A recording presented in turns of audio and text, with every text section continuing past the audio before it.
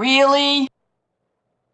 If you're driving down the road and you're going 60 in a 40 or 80 in a 60 and a cop stops you, gives you a ticket, and the next day you're going down the road and you're going 80 in a 60, and a cop doesn't catch you, you think, okay. And then you go down the road and you're going 80 in a 60 and you get caught again. But you consistently just keep going 80 and you keep getting these tickets and you pay them. But you've just thought in your own head, you know what, this highway shouldn't be 60, it should be 80, and you're ready and willing to pay the speeding ticket if it happens. That's called having your want to broken. Your want to drive 80 is more important than the speeding ticket, and so you do.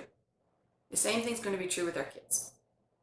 It's a little expression I say to my kids when I suddenly realize no matter what consequence I'm giving them for a behavior that I am trying to change in them, if they just keep accepting the consequences and they don't really care, that means their want to is broken.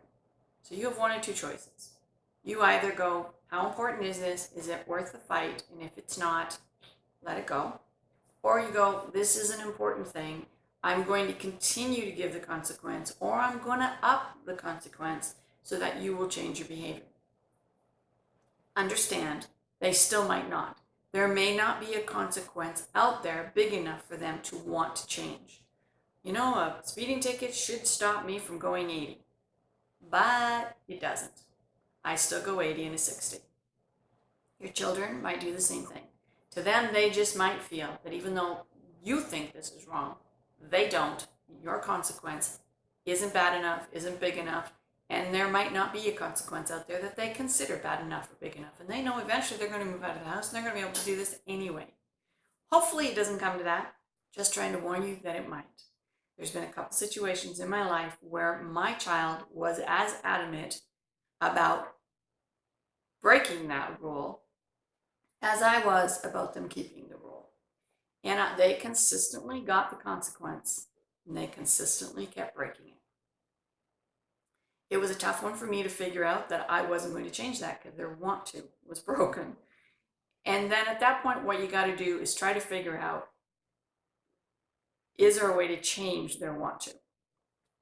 So I have a situation where my son just simply did not want to get better marks at school. He was a very smart boy and could have gotten much better at school. And no matter what I set down as a consequence for him to try to get a better mark, it just didn't work. And we tried everything. Even suggested tutoring, which he didn't need because he was probably as smart as some of the tutors. He just didn't want to do the homework. But along came a girlfriend when he got a little bit older who was very smart. Not even as smart as him, but smart enough to be getting better grades because she would study and she would do homework, and she ended up getting into university and he didn't because of his grades. This boy's want to got fixed real quick when a girlfriend was getting better marks than him. There was nothing I could do to fix his want to, but his pride got hurt enough that his want to got fixed. So sometimes the want to will get fixed somewhere along the line, and it might not have anything to do with your parenting.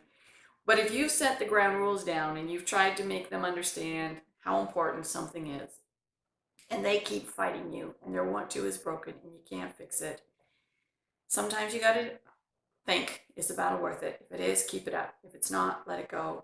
But know that you've done the groundwork, you've done what you can do, and don't beat yourself up about it. We're all stubborn, and I still sometimes travel 80 and a 60.